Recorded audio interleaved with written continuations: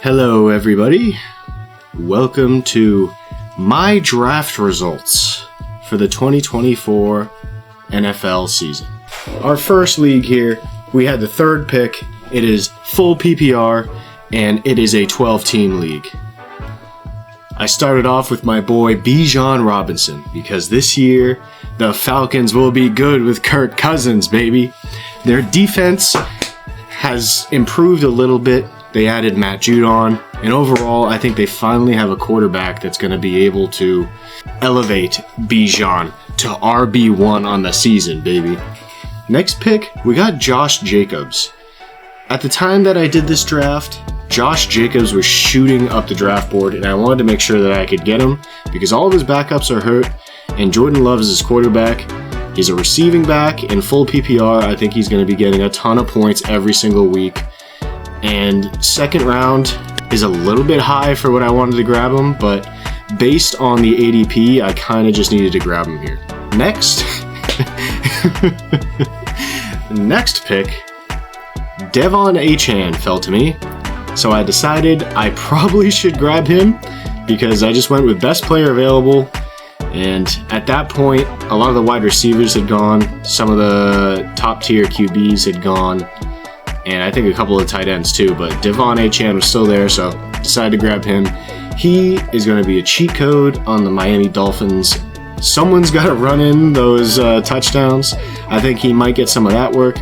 I think he's also going to be pretty good as kind of like a slot receiver running back role, because Mike McDaniel, he came from the 49ers, and he basically built that Deebo Samuel role. So I think Devon Achane kind of falls within that realm of Bijan as well, is also one of those backs. Just a receiving back that can also take on a large workload. The reason I think he fell to the third round is probably due to his injury history. That's really it, not because of his explosivity or the offense in general. For the fourth pick, we took Trey McBride. I think that the Cardinals are going to be very improved this season with Kyler Murray doing very well. Marvin Harrison Jr. will do very well. I think overall the offense takes a step forward, and I didn't mind spending my fourth pick to kind of get my way into those high-tier tight ends without paying as much as a third-round pick. Next, I drafted Tank Dell. I think that he's a little overvalued in the fifth round, but I think every game you have a chance for him to just run in like a 90-yard touchdown, and he's probably only going to get a few receptions a game, but I think he's going to average around 10, which is completely serviceable for, what I had got in the first three rounds with those running backs. Next, I went for Anthony Richardson. It seems like he's falling pretty deep in drafts as well, all the way to the sixth round, and overall, I didn't really like a ton of the wide receivers. I already had three running backs, so a lot of the running backs were gone as well. And Anthony Richardson at that point in time just seemed like the best player. So around here, I take him every time. Rashee Rice as my second wide receiver. I think that Rashee Rice is going to play all season. Obviously, I don't think that the Hat Man comes for him this season. And I think that Patrick Mahomes is just going to feed this guy. The Kansas City Chiefs, even though they won the Super Bowl last year, I think they're going to be a better team this year. And overall, throughout the year, I think Rashee Rice is just going to get absolutely fed the entire time. I think the seventh round is an absolute steal. Next, we got Keon Coleman. Most vacated targets in the league on the Bills. Obviously, somebody has to soak him up. I think Dalton Kincaid gets to eat. I think Dalton Kincaid will get to eat, and I think Keon Coleman will take the lion's share of the rest of the targets. Josh Allen is, like always, QB1, and it's not only because he can run, it's also because he can play quarterback and throw the ball. So someone's got to be catching it. I think Keon Coleman has the athleticism and also the rapport with Josh Allen to just take the wide receiver one spot. I drafted JSN based on skill and talent and best player available. Obviously, I went running back for the first three rounds, so I'm kind of looking to fill out my wide receiver core. JSN kept falling, and I couldn't say no, so I drafted him. I think that overall, DK Metcalf is obviously the wide receiver 1, but they can double team DK, and JSN might, sneak out a couple long touchdowns, some of those slot receiving roles. We'll see. At the 10, I took Chase Brown. That backfield in Cincinnati is murky and dubious, one might say. But at the 10th round, I don't mind taking my shot on Chase Brown at all. And in the 11th round was Jaden Daniels. I felt that he just fell way too far. And if Anthony Richardson gets hurt, I feel like Jaden Daniels will probably be just as good as Anthony Richardson. And I can slot them in on bye weeks, and maybe if they play teams like the Patriots or trying to think of another, like San Fran, really good defenses, I'll just switch them up, is my idea throughout the season. I drafted Tyler Algier next just to cuff to Bijan Robinson. There wasn't really anything crazy left that I wanted. And my long shot pick here, I don't love the pick. I don't absolutely love it, but Jerry Jeudy.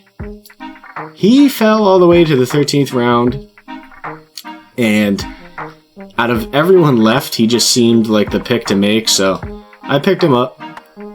Ended up on the roster, so we'll see how he ends up doing. I really have no expectations. It was just kind of a dart throw who was the best left, so Jerry Jeudy is it. Drafted the Philadelphia Eagles and Jason Sanders. I think I'm probably going to keep Jason Sanders overall because I think that the Miami Dolphins offense is either going to absolutely explode for extra points or they're going to get far enough down the field and get stopped that Jason Sanders will be kicking field goals. They're just always going to be in field goal range, at least, in my opinion. I usually just stream defenses every week, like whoever's going to be playing the Giants or the Patriots, really. So that defensive spot, we'll see how the Eagles do week 1, but I'm probably going to end up streaming those defenses. Our second league here, Alvin and the Coop Monks. We got the second pick, so a very similar draft position as our last one. This is half PPR. I don't know if I've ever actually played in half PPR leagues, but we're in 2 of them this year, so this is a 10-team league. So we start off with Bijan Robinson, Devon Achane, which I had to take in the second round this time around because that's just how the draft went this time. I got Marvin Harrison at the 3rd. I think Marvin Harrison and Kyler will have a good connection out there in Arizona. I think overall Arizona, again, the offense is just going to be better this year. DJ Moore with my 4th pick. I think DJ Moore did, pretty well last year. And the Bears are going to be playing from behind a lot. One of these receivers has to really show up and show out. I think Keenan Allen is too old. I think Romeo Odunze is too young. And DJ Moore is just the standout receiver for the young quarterback. I think they're going to be humming the ball down the field constantly, trying to get back into the game every week. And DJ Moore is going to get a lot of targets, a lot of catches downfield. Next, we have Cooper Kupp in the 5th round. Cooper Kupp fell to the 5th round. He's one of the guys that I was trying to target in every draft around the 4th and 3rd round, but he just kept falling. And based on how the draft was going, I knew that the top of the draft probably wasn't going to take a wide receiver here, so I wanted to grab DJ Moore since he was ranked ahead of Cooper Kupp.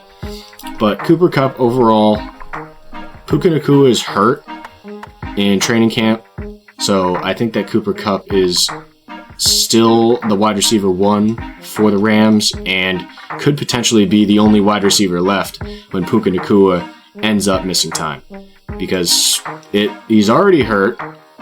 It doesn't look like his status for week 1 is in jeopardy, but who knows? Next, I fell into the trap of Kyle Pitts. He just fell way too far. I mean, I'm big on the Atlanta offense, as I am every single year. Kirk Cousins is there. I mean, if Kyle Pitts is going to break out, it has to be this year, and I want to be a part of it. That's all I'm saying. I just hope. I hope. That's it. Next, we got Alvin Kamara in the 7th round. I feel like when Alvin Kamara falls really far, he fell really far for me last year as well. There's no running backs behind him. He's just going to do well. It is half PPR, unfortunately. So a running back like Kamara, with all of the receiving work that he gets, it's not, when he gets 12 targets, it's only going to come out to 6 points instead of 12. But overall, he can still run. He's still a running back at the end of the day. He can still run, and he's really the only guy there. So I think they're going to lean on him, just keep riding him till the wheels completely fall off the bus. That's my prediction for the Saints. Get Kamara in the 7th round. Pretty good. Kyler Murray in the 8th. I've been talking him up with Marvin Harrison, with Trey McBride this whole time. I think that he is just going to do well this year. He did well at the end of the year last year, and I think that continues on into this year. Calvin Ridley. So I think that Will Levis is going to be humming the ball downfield a lot. He is just crazy. That guy, he's always screaming. He's always trying to hype up the team. He's always so hyped. I think that he's going to air it out. Calvin Ridley down the field just as much as they can. I think Tony Pollard and Tyjae Spears will do better for the Titans than Derrick Henry did. Derrick Henry is so one-dimensional, and he's really getting old. I mean, based on fantasy points last year, he did pretty well, but I think that Tony Pollard will be better for the Titans than Derrick Henry would have been this year. That's just my opinion. Him and Tyjae Spears are going to be able to open up the field a little bit more. And now that they have Calvin Ridley down the field as well, and not just DeAndre Hopkins, who also is hurt right now, I think that Calvin Ridley is going to be catching a lot of passes deep into the end zone after they run the first 3 downs and Will Levis lets it fly. We got the other B. Robinson in Washington. I think Robinson is really good. Austin Eckler is there, and I think Austin Eckler is driving his price down, which I like. I think Alvin Eckler is washed. I think Derrick Henry is kind of washed. I think both of them are just kind of too old to hold on to a true, RB1 or even a committee backfield. That they might hit 30%. Like, I maybe like the 33%. So I think Robinson's got a stranglehold on the clear RB1 of this backfield. But Jaden Daniels, again, there's a couple of factors that bring Robinson's ADP down within a range that makes me want to draft him, which is the Jaden Daniels rushing QB and Austin Eckler coming to Washington. And at this price, I think that I might be able to slot him in and flex on a couple of weeks, and I think he's worth it. Again, we got Keon Coleman at round 11, something I really thought was great. I mean, I feel like I'm going to get Keon Coleman in all these drafts. Spoilers. Jaden Daniels, again, falling to the 12th pick. Jaden Daniels, again, I think he was in the 11th pick last time, but he fell to 12 this time. Had to draft him. I mean, same thing. Kyler Murray gets hurt. Kyler Murray faces like the 49ers on my slot in Jaden Daniels. Jake Elliott, really good kicker for Philadelphia. I think that they're going to be one of those perfect teams to get far enough down the field that they won't be able to score the touchdown, but Jake Elliott will kick it in. I think they're going to get there very frequently with Saquon Barkley and Jalen Hurts. Atlanta Falcons, I picked them as my defense just because they have the easiest schedule over the year. I think that that's a good way to pick your defense. Once past like the first 4 weeks, the Falcons face the Panthers twice, they face the Saints twice. Like, their division is kind of bad, so they have a lot of easy games, and I think that they'll at least get you over, into positive points, which for a defense, sometimes that's just all you need, is just for them to be positive. Here's our third draft here, the Ford Model TD. We got the 4th pick, so again, in a very similar situation. This is full PPR. It is a 10-team league. And starting off, our first pick was Tyreek Hill, because Bijan Robinson got taken right before us at the 3rd pick. But yeah, Tyreek Hill, just one of the best wide receivers in the league, obviously, and he's on one of the best teams to be a wide receiver in the Dolphins, because Tua airs that out. Josh Jacobs again at the 2nd pick because I kind of had to. I couldn't really let him fall just based on ADP. Kyren Williams. A lot of talk about him being a punt returner, but I expect him to do a lot of fair catching as a punt returner, so what's it really matter that he is?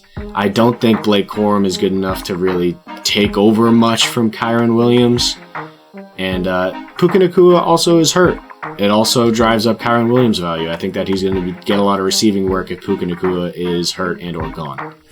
Trey McBride at the 4th pick, essentially the same place I got him last time. I think it's just good value. DK Metcalf fell to the 5th pick. I was able to get him just best player available at that point.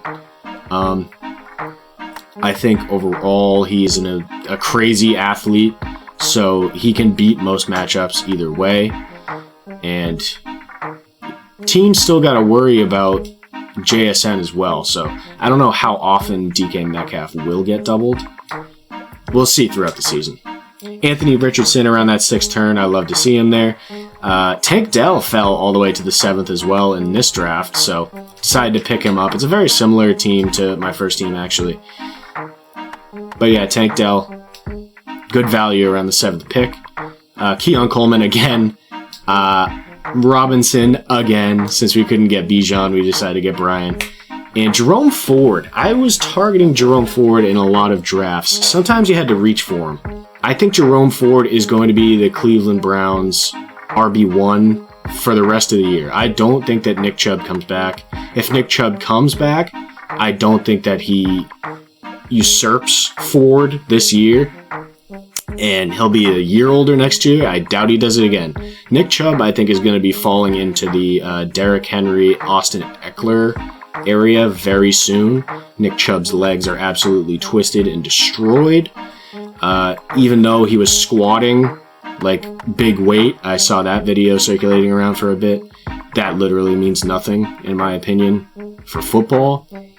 I mean, you're doing one movement up and down. It's good to pair heavy weight with, agility and being able to cut.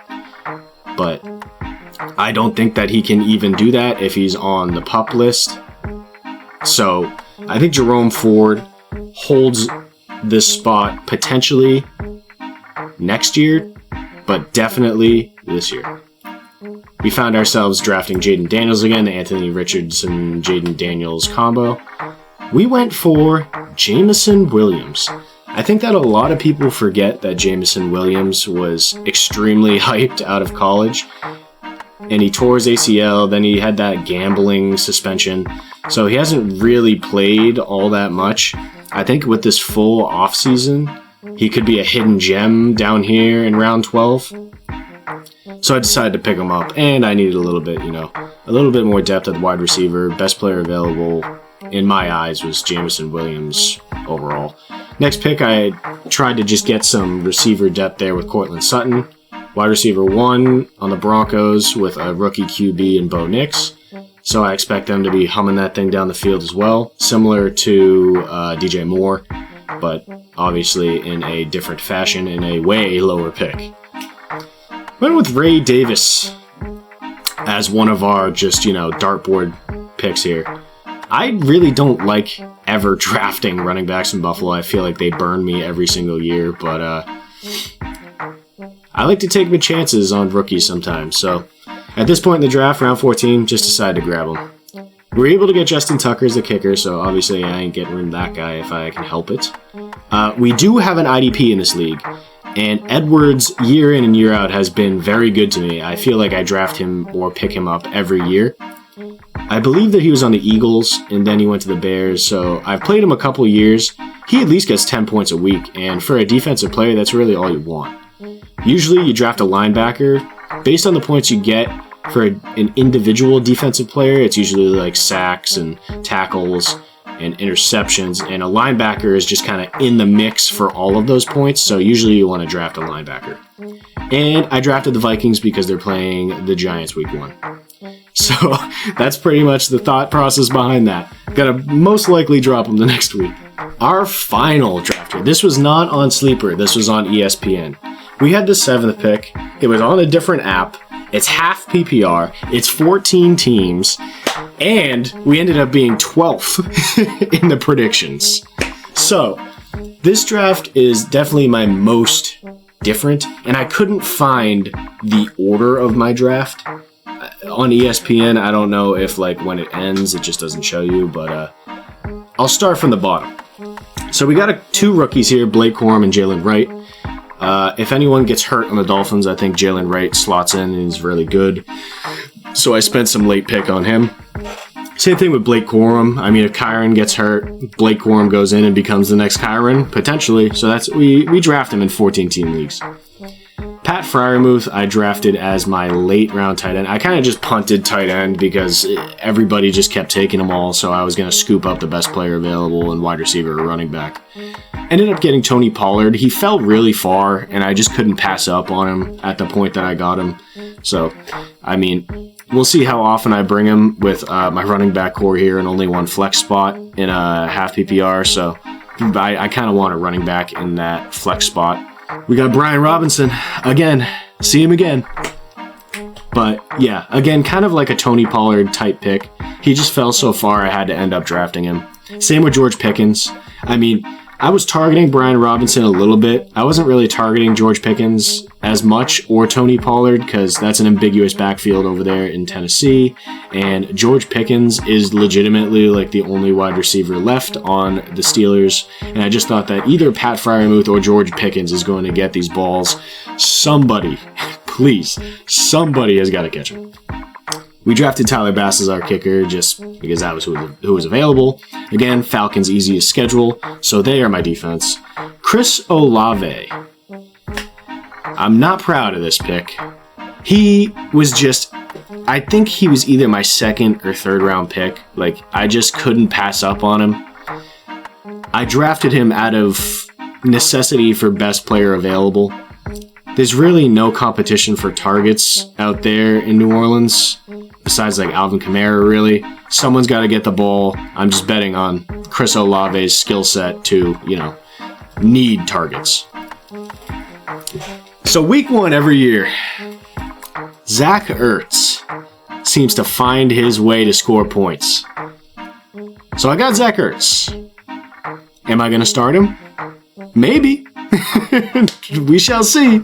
I got Rashee Rice again. Pretty late pick to pair with my A.J. Brown first round pick, So A.J. Brown is just really good. His team is really good. I think the field is going to be super open for him with Saquon Barkley, Jalen Hurts, Jahan Dotson, Devonta Smith. Dallas Goedert even is a pretty good tight end. I think there's just so many things to worry about. The field opens up for someone with his skill set. Just big body wide receiver, catching balls, running down the field. The world is his oyster. He could end up being wide receiver 1 on the year. Jerome Ford, had to reach for him a little bit, but again, I think that he stays RB1 all year. Kenneth Walker. They're saying he's going to be the bell cow, and I'm buying into that narrative, is pretty much what this pick was. I think Kenneth Walker is going to take the lion's share of the running back snaps in Seattle and just take it over. Plain and simple. Jared Goff, again, I punted tight end, but I also punted QB, honestly, because I'd get around and people were taking their QBs early, and I would see a player that I would just need to draft over whatever QBs were available. So I took Jared Goff. I will probably end up switching Kirk Cousins and Jared Goff depending on the matchup. They're kind of the same in my eyes, but Jared Goff has a lot of weapons on the Lions to just score points. Same with Kirk Cousins, Bijan Robinson, Drake London, Kyle Pitts. Jared Goff has Sam Laporta. He's got Jamison Williams. He's got David Montgomery, and he also has Jahmyr Gibbs. There's just a lot of Amon-Ra as well. Those teams are just loaded with offensive weapons, and someone's got to score touchdowns. So I think that they're going to be passing it, scoring touchdowns about on the same level, but we'll see. 2 veterans that are on good teams for my QBs.